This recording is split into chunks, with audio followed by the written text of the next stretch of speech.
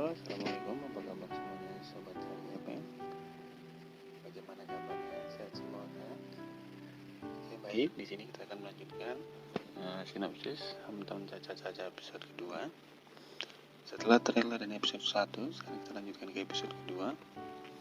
Seperti yang sudah kita ketahui, Hometown Caca-Caca episode 1 fokus kepada karakter si Min-a yang bernama Hyejin dalam memutuskan kelanjutan karirnya. Hyejin sendiri pun akhirnya mantap untuk pindah ke Gongjin dan membuka klinik gigi di sana. Si Min-a sendiri memerankan karakter yang sangat memiliki standar tinggi dalam hal apapun.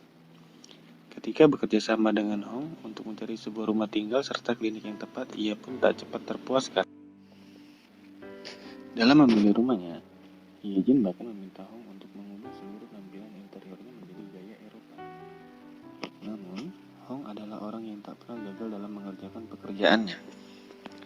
Rumah tinggal Hyejin di Gongjin pun selesai dengan cepat. Hyejin bisa dengan segera mengemasi barangnya di Seoul dan memulai kembali hidup barunya di desa cantik tersebut. Namun keputusan Hyejin untuk pindah mengecewakan sahabatnya sejak SMP. Meski demikian, keputusan pindah Hyejin sudah mantap dan dia langsung menjual apartemennya di Seoul. Pindah ke sebuah desa bukanlah hal yang mudah bagi masyarakat perkotaan yang memiliki karakter seperti Hyejin. Ia kesulitan beradaptasi dari mulai cara berbicara hingga cara berpakaian. Ketika sedang lari, pakaian Hyejin yang terbuka pun membuat para nenek-nenek merasa terganggu. Ketika sedang lari pagi, Hyejin pun berhenti dan memperhatikan sebuah foto. Foto tersebut memperlihatkan seorang kakek dengan seorang anak kecil yang sedang tersenyum di sebuah toko. Melihat hal itu, Hyejin pun tersenyum dan mengatakan anak yang jahil. Setelah itu, Hwajun mengundang Hyejin dalam sebuah acara desa. Ketika hadir, Hyejin tidak terlihat nyaman dan dalam keadaan sekitarnya. Hal tersebut terlihat ketika seorang nenek yang menawarkan daging dan kimchi untuk Hyejin dengan menggunakan tangannya. Tak hanya itu, Hyejin pun secara tidak sengaja memberikan keluhan karena ia tak bisa menemukan sampo merek ternama yang biasa ia pakai dan mengeluh mengenai nyamuk serta rumahnya yang memiliki sedikit kekurangan. Namun hal buruk tak hanya sampai situ. Hyejin pun menceritakan pengalaman buruknya selama di desa pada sahabat SMP-nya, yakni Miseon. Ketika sedang bercerita dan mengeluh perlakuan masyarakat desa, hal tersebut secara tak sengaja didengar oleh seluruh orang tua yang hadir dalam acara itu. Hyejin mengeluh di depan mikrofon desa yang menyala. Hal tersebut membuatnya harus menanggung akibat dan langsung tak disukai oleh masyarakat Gongjin. Merasa bersalah dan juga malu, Hyejin pun berpikir untuk kembali ke Seoul.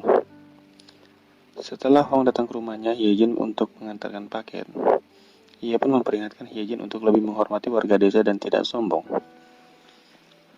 Merasa sakit hati ditegur oleh Hong, Hyejin pun mendengar ada tamu yang datang ke rumahnya.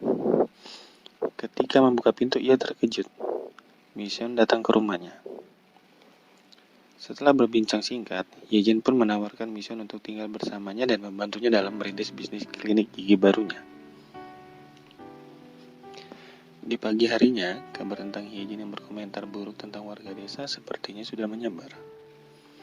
Hal tersebut tentu sangatlah berpengaruh pada klinik yang akan dibukanya. Usai ujaran tak mengenakan Hyejin, tak sengaja didengar oleh seluruh desa, tak ada yang datang untuk berobat ke kliniknya. Masyarakat Gongjin bahkan menghindari pertemuan dengannya. Hal tersebut membuat Hyejin menangis di tengah jalan. Tak diketahuinya, Hong pun melihatnya dari kejauhan. Usai tak ada yang datang ke klinik, Hyejin berkata jujur pada Miseon mengenai apa yang terjadi. Miseon pun sempat ikut frustasi mengenai hal yang menimpa Hyejin. Pertemuan tak sengaja pun terjadi pada Hyung dan Hyejin ketika Hong sedang mengendarai sepeda. Hong memberikan beberapa saran untuk mengubah cara berpakaian Hyejin. Hong menjelaskan bahwa penduduk desa kebanyakan orang tua. Mendengar saran Hong, Hyejin merasa kesal dan menolak mengikuti saran tersebut. Mendengar penolakan, Hong mengingatkan bahwa Hyejin yang bersikeras untuk tinggal dan membuka klinik di Gongjin. Jadi dialah orang yang perlu beradaptasi dengan masyarakat desa. Setelahnya, Hong menyarankan Ye Jin untuk memberikan kue beras pada masyarakat desa.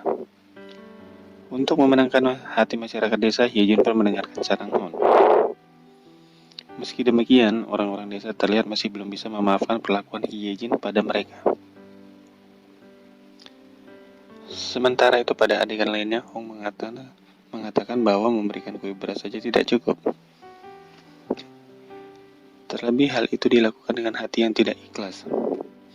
Hong pun mengajak Ye Jin untuk menghadiri rapat desa. Tak hanya itu, Hong pun membawa berbagai camilan dan minuman untuk rapat dan mengatakan pada peserta rapat bahwa camilan tersebut diberikan oleh Ye Jin. Setelah rapat selesai, Ye Jin pun berterima kasih atas bantuannya. Namun Hong langsung memberikan tagihan camilan yang beli agar Ye Jin membayarnya. Keesokan harinya, Ye Jin dan Min Xiong akhirnya kedatangan pasien pertama. Setelahnya ada banyak pasien yang datang untuk melakukan pengobatan gigi. Dalam adegan ini diketahui bahwa pasien pertama tersebut datang kemarin karena diminta oleh Hong. Setelah selesai mengobatin pasien, Ye Jin langsung terpikir mengenai kata-kata Hong yang menasihatinya. Dalam perjalanan mencari Hong, Ye Jin pun bertemu salah satu warga desa yang ia sakitin hatinya. Ia pun meminta maaf dan berhasil meluluhkan hati orang itu. Adegan pun berpindah pada Ye Jin yang menemukan Hong di atas batu dekat pelabuhan. Menghampiri Hong, Ye Jin pun berterima kasih atas saran yang diberikan selama ini. Hong pun mengatakan bahwa ia tak bisa mendengar apa yang Ye Jin katakan dan memintanya untuk naik ke atas batu. Sayang sepatu Ye Jin membuatnya terpleset. Untung saja Hong siap untuk membantunya dan menangkapnya agar dia tidak terjatuh. Memasuki akhir episode kedua Hometown Cha-Cha-Cha, kita diberitahu mengenai identitas foto kakek dan anak laki-laki yang tersenyum di awal. Ternyata anak itu adalah Hong. Dalam epilog dijelaskan, Ye Jin kecil sedang merasa sedih karena ibunya terlihat sakit. Saat itu, ibunya dan ayahnya sedang berada di pantai Gongjin. Ayah Ye Jin pun meminta kakek Hong untuk mengambil foto keluarganya. Melihat Ye Jin tidak tersenyum, Hong pun mulai bertingkah konyol agar Ye Jin tersenyum ketika kamera mengambil gambarnya. Setelah kejadian itu, sang kakek pun mengajak Hong untuk melakukan foto studio. Hong kecil pun setuju dan terlihat senang. Oke, sekian dulu untuk video kali ini. Semoga kalian semua terhibur. Jangan lupa untuk support channel ini dengan cara klik tombol subscribe, lalu nyalakan loncengnya, agar kalian tidak ketinggalan dengan video baru dari channel ini. See you on the next video dan sampai jumpa.